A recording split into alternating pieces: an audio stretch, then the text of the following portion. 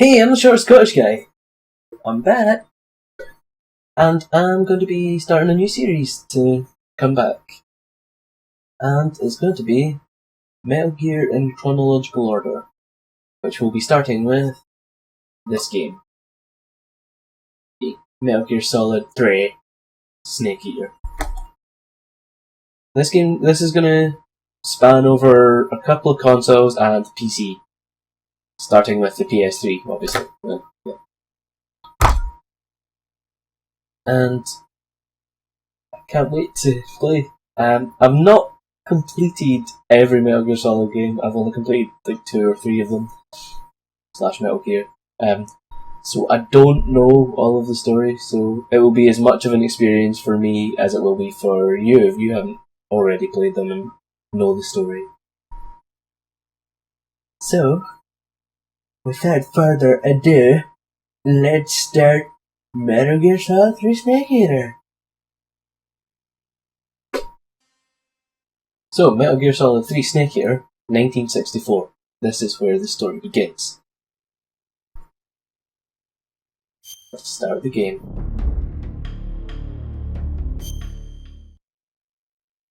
There will be no skipped cutscenes because that will take away all of the story aspects.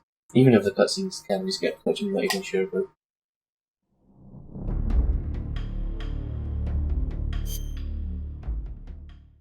Okay, here we are in the menu. Gonna start a new game. And let's just say I'm playing the Metal Gear series for the first time. And we'll do it on normal, because I don't want it to be too hard. I still want to have a little bit of challenge.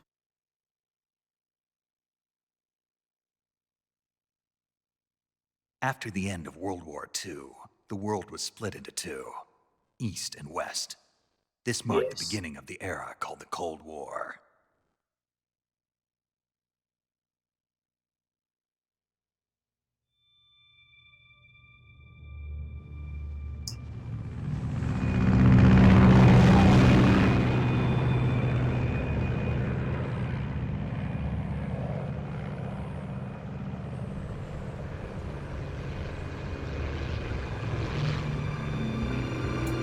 So excited.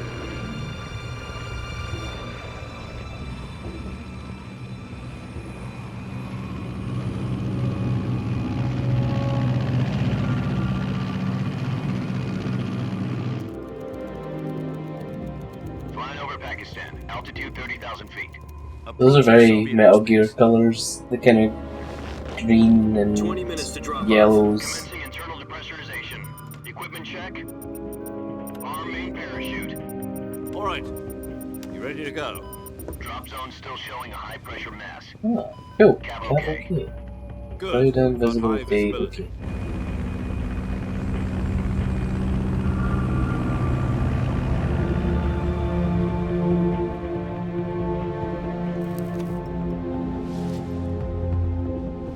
Put out that cigar.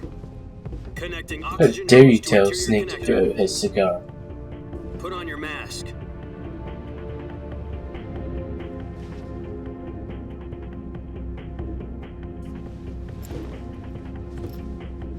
Does this Little mean did you he know knows what that he's I am the best.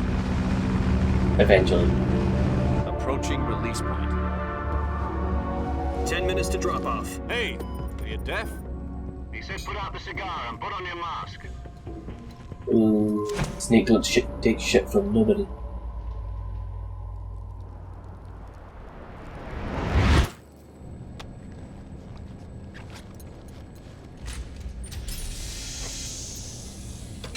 Depressurization complete. Checking oxygen supply. 6 minutes to drop off. Opening rear hatch.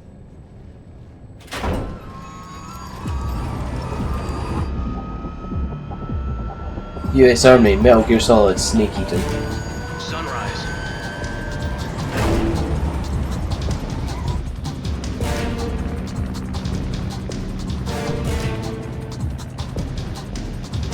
External temperature That's minus cold. 46 degrees Celsius. 2 minutes to drop off.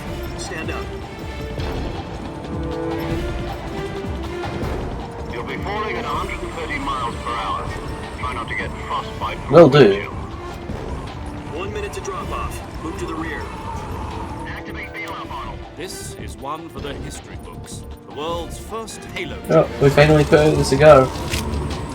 10 seconds to drop off. Stand by. Ding. Status okay. All green. Prepare for drop-off. Countdown. 5, 4, 3, 2, 1. Spread your wings. And fly. God be with you. Whee!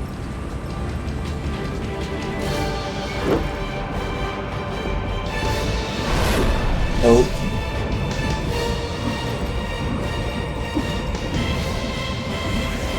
That's badass.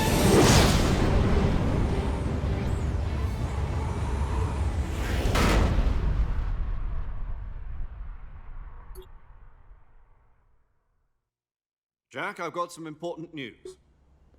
The head of the CIA has finally given us the green light for the virtuous mission. Virtual mission? No, the virtuous mission. The future of our Fox unit depends on it. If it succeeds, we'll be officially organized into a unit. Virtuous mission? Sounds like some kind of initiation ritual. You know, don't get cocky. This isn't a training op. Right.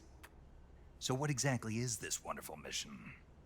Well, about 2 years ago, I love that a there's certain these Soviet scientist real requested video asylum clips. in the West through one of our moles. His name is Nikolai Stepanovich Sokolov. He's head of the OKB 754 Design Bureau, one of the Soviets' top-secret weapon research facilities, and the East's foremost expert on weapons development. Sokolov? Isn't he that Ooh. famous rocket scientist? The very same. On April the 12th, 1961, the Soviets achieved the Fact. first manned spaceflight in history. The Earth was What? blue, but there was Oh, right, that's what he said, yeah. Well spoken. The rocket that carried Yuri Gagarin to orbit was the A-1, known as the Vostok rocket.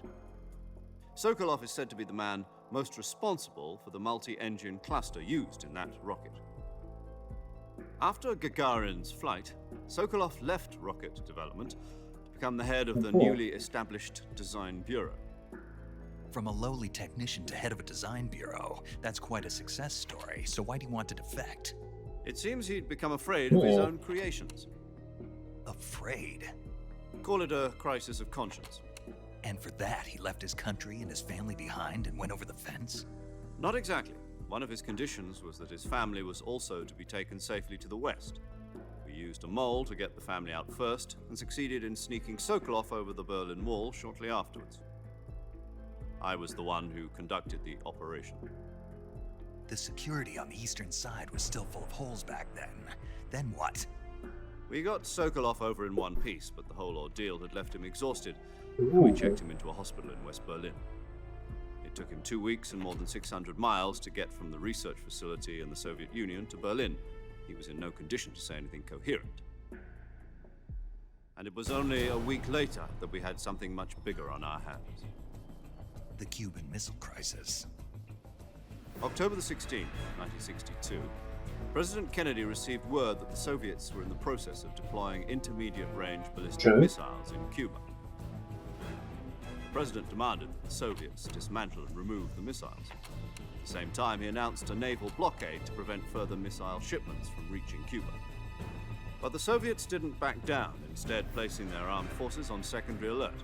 Soviet transport ships carrying missiles continued on course towards Cuba. US and Soviet forces went on alert for an all-out nuclear war. Frantic negotiations were conducted through the UN's Emergency Security Council and unofficial channels to end the hair-trigger standoff. Finally, on October the 28th, the Soviet Union agreed to remove its missiles from Cuba, and so the world avoided a nuclear holocaust. But in order to get the Soviets to pull their missiles out, we had to make a deal. You mean the one where the US agreed to remove its IRBMs from Turkey? No. The Jupiter IRBMs deployed in Turkey were obsolete, and we were going to get rid of them anyway. They had no strategic value whatsoever to either the US or the Russians. The Turkey deal was a ruse, a cover story that was fed to the other intelligence agencies around the world. So what did I the love how this game mixes fiction with They wanted makes it us to seem so return real. Sokolov. You mean the Soviets pulled out of Cuba just to get their hands on Sokolov? That's right. What the hell Metal was he working on? Gear.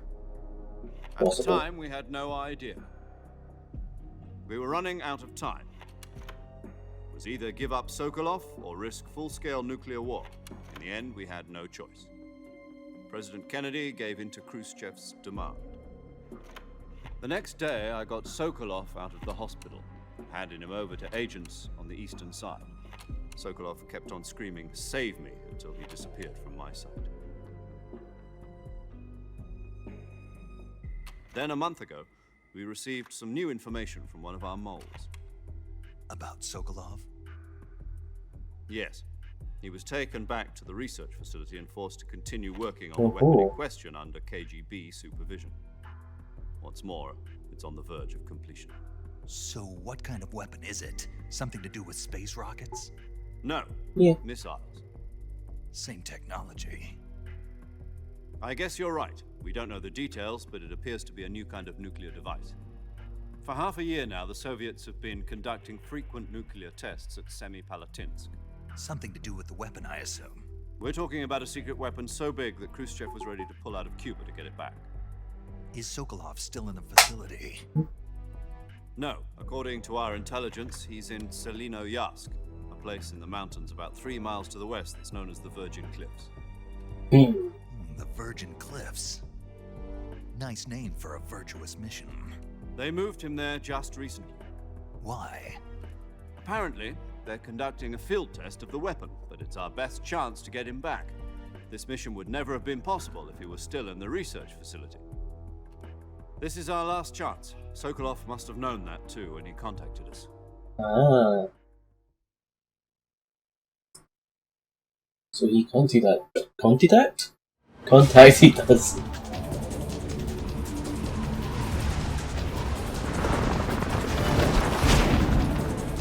Maybe we should deploy our ship. We were getting quite close to the ground. Yeah, I'll be fine. Oh wait, yeah, we're still miles up.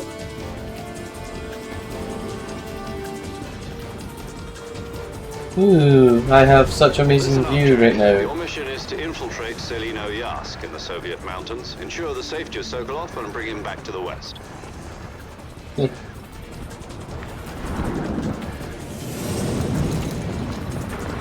If we don't get Sokolov back before that weapon is complete, we'll be facing a major crisis. The clock is ticking.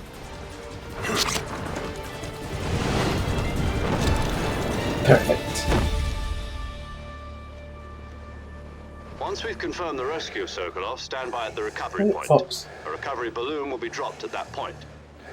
Helium will be pumped I into love the that the balloon. way I was facing Translating actually process takes about 20 came back minutes. into the video. Once it's complete, the gunship's arm will latch onto the balloon and pull it up. The Fulton surface-to-air recovery system. I'm familiar with the theory. Take it easy. It's been combat-proven. Do you think Sokolov is up to it? The shock will be less than during a parachute jump, and the arm can handle up to 500 pounds. So you're planning on going over the border in a single combat talon? She's equipped with 2 6-barrel So much 20mm story. cannons, as well as 2 40mm machine guns. Sounds like she could hold her own against a battalion of tanks. Even with the fuel in the reserve tank, we're facing a 4-hour time limit. If all goes well, it shouldn't take more than a few hours. Yeah. Home in time for dinner. But if anything goes wrong, you'll be eating dinner, breakfast, and all the I rest wonder of if the something's meals going to go enjoy. wrong and that's going to be the case. Nah, nothing can go wrong.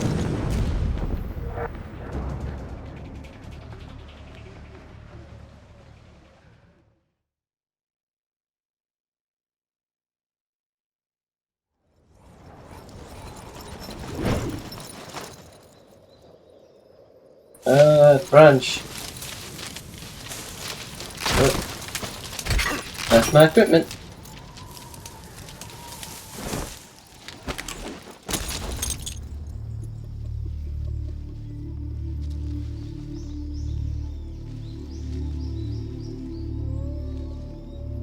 Made it.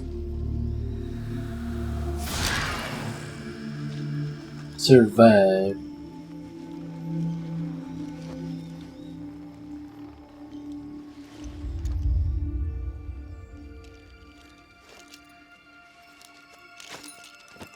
Just throw everything away.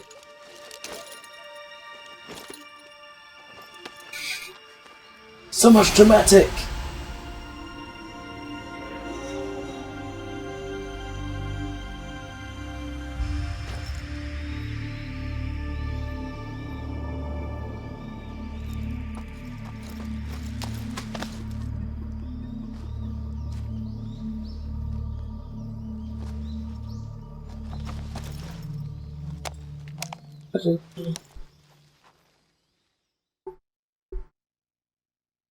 Yes.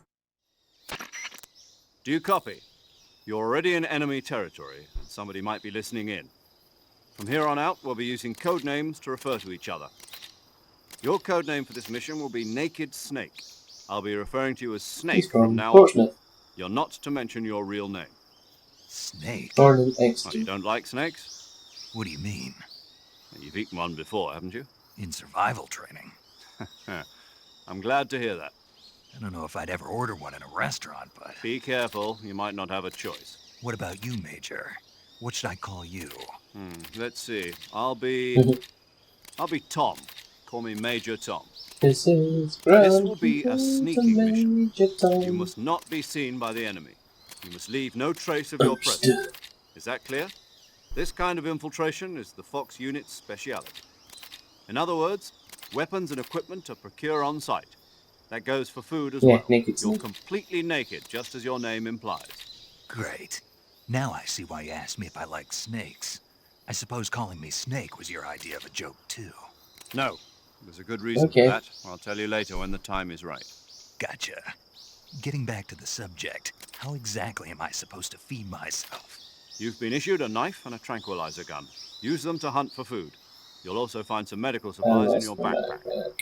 Yeah, about the backpack. I lost it in a tree on the way down. I see. Well, you'd better go back and get it then. You know where it is? No problem. I can see it from here. It's stuck on a branch. To climb a tree, stand in front of a tree that's covered in ivy and press the Right. action button. I'll be monitoring your progress over the radio. We can't risk violating Soviet airspace, but I'll be in the gunship. My frequency is 140.85. I'll give you a call if I need to talk to you. If you need to talk to me, use the send function. Thank you. Okay, Snake, go get your backpack.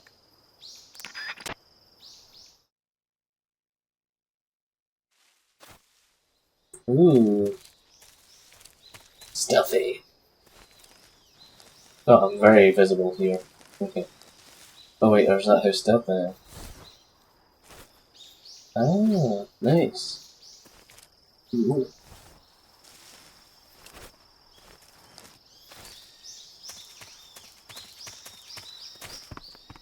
Okay, where am I going?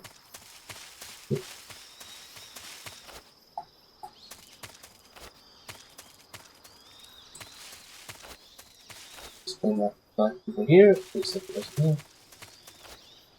I had Magnus there for a second. Alright.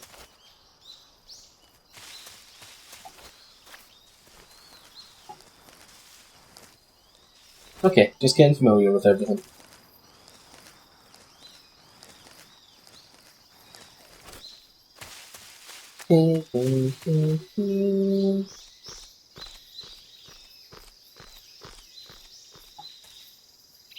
Oh.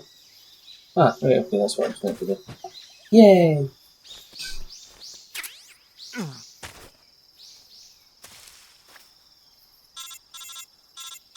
Hello? Yes. I see you've retrieved your backpack, Snake. To equip a weapon, it's necessary to take it out of your backpack. In the survival viewer, choose Weapon from the backpack. Your available weapons will be displayed in a window in the upper left. From that list, choose the weapon you want to equip and press the Enter button.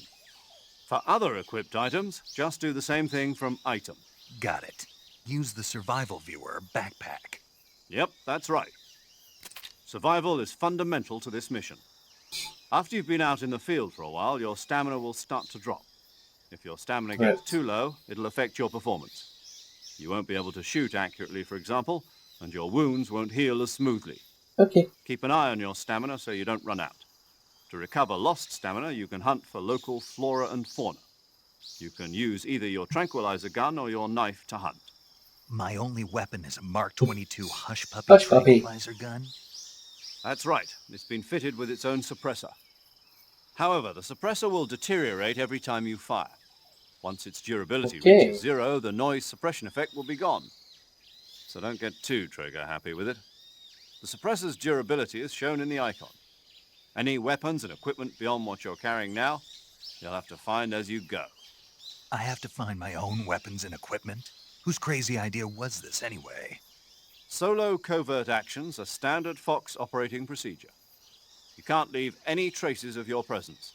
No weapons, equipment, footprints, sweat, or bodily waste. The same goes for bullets and cartridges, too. Your presence in enemy territory is already a violation of international conventions of warfare.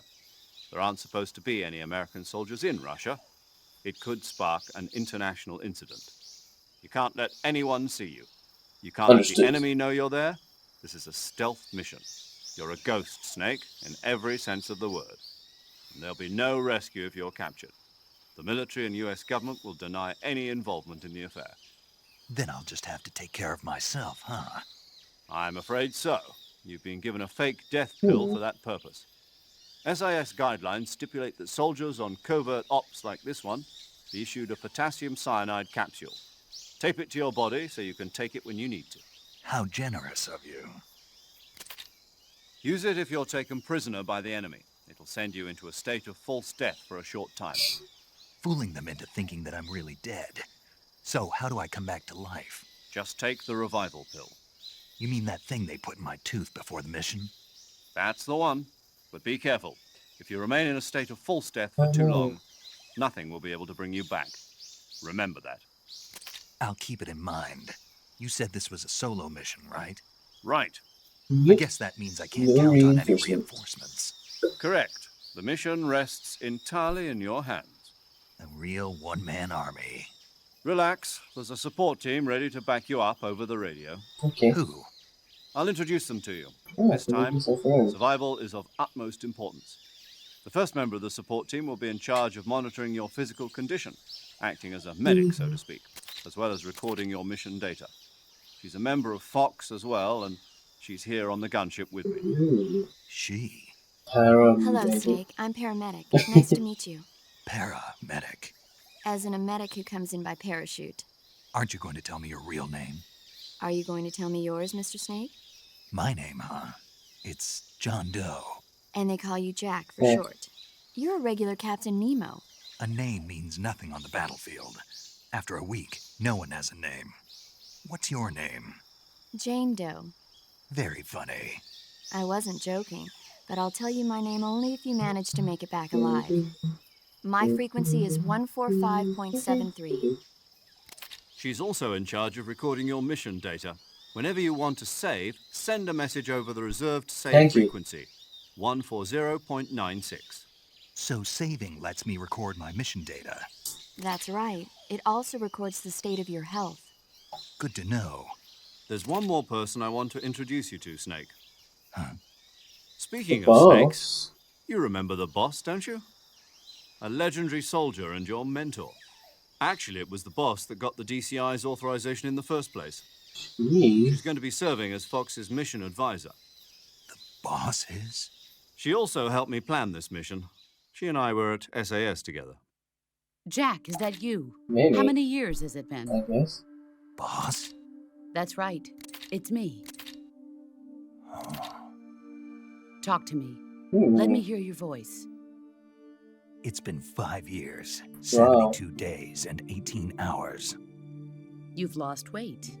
You can tell just by the sound of my voice. Of course I can. I know all about you. Really? Well, I don't know anything about you. What's that supposed to mean? Why'd you disappear on me all of a sudden? I was on a top secret mission. You didn't need me anymore. But there were still so many things I wanted you to teach me. No, I taught you everything you needed to know about fighting techniques. I taught you all I could. The rest you needed to learn on your own. Techniques, sure. But what about how to think like a soldier? How to think like a soldier? I can't teach you that. A soldier needs to be strong in spirit, body, and technique. And the only thing you can learn from someone else is technique. In fact, technique doesn't even matter. What's most important is spirit. Spirit and body are like two sides of a single coin. They're the same thing. I can't teach you how to think. You'll just have to figure it out for yourself. Listen to me, Jack. Just because soldiers are on the same side right now doesn't mean they always will be. Having personal feelings about your comrades is one of the worst sins you can commit. Politics determine who you face on the battlefield. And politics are a living thing. They change along with the times. Yesterday's good might be tomorrow's evil. Is that why you abandoned me? No, it had nothing to do with you. I already told you, Jack. I was on a top secret mission. A soldier has to follow whatever orders he's given. It's not his place to question why. But you're looking for a reason to fight. You're a natural-born fighter, but you're not quite a soldier. A soldier is a political tool, nothing more. That's doubly true if he's a career soldier. Right and wrong have no place in his mission. He has no enemies and no friends. Only the mission. You follow the orders you're given. That's what being a soldier is. I do whatever I have to get the job done. I don't think about politics. That's not the same thing. Sooner or later, your conscience is going to bother you. In the end, you have to choose whether you're going to live as a soldier or just another man with a gun. There's a saying in the Orient, loyalty to the end. Do you know what it means? Being patriotic. It means devoting yourself to your country. I follow the president and the top brass. I'm ready to die for them if necessary. The president and the top brass won't be there forever. Once their terms are up, others will take their place. I follow the will of the leader, no matter who's in charge. People aren't the ones who dictate the missions. Then who does? The times. People's values change over time, and so do the leaders of a country. So there's no such thing as an enemy in absolute terms. The enemies we fight are only enemies in relative terms, constantly changing with the times. As long as we have loyalty to the end, there's no point in believing in anything, even in those we love. And that's the way a soldier's supposed to think? The only thing we can believe in with absolute certainty is the mission, Jack. All right, but do me a favor. What is it? Call me Snake. Snake? Oh, right. Your codename is Snake. It suits you well. That's right. The legendary unit that the boss put together during World War II was a snake. The Cobra unit, a group of heroes that brought the war to an end and saved the world. As long as you've got a legendary hero backing you up, you'll be fine. Isn't that right, Snake? Yeah, I can't think of anyone else I'd rather have with me. Oh, and one more thing, boss. Yes? It's good to hear your voice again. Same here. After all, who knows if either of us will make it out alive? Snake, you are always best at urban warfare and infiltrating buildings. But this is the jungle. Survival is going to be key. Those CQC techniques I taught you are sure to come in handy. CQC? Close quarters combat, huh? I've been in the Green Berets for the past few years. I'm probably pretty rusty. Not to worry. I'll be here to help you remember. After all, this is your first actual survival mission. I'll be supporting you over the radio. Where are you, boss? Next to the Major? The boss is communicating with us by radio from aboard a Permit-class submarine in the Arctic Ocean. My frequency is 141.80. Call me if you need my advice on battle techniques. Gotcha. Your mission is to retrieve Dr. Sokolov. Dr. Sokolov is being held in an abandoned factory located to the north of your current position. Avoid heavy combat and don't let anyone see you. Don't forget that this is a stealth mission. This may be a stealth mission, guys. Snake, try to remember some of the basics of CQC.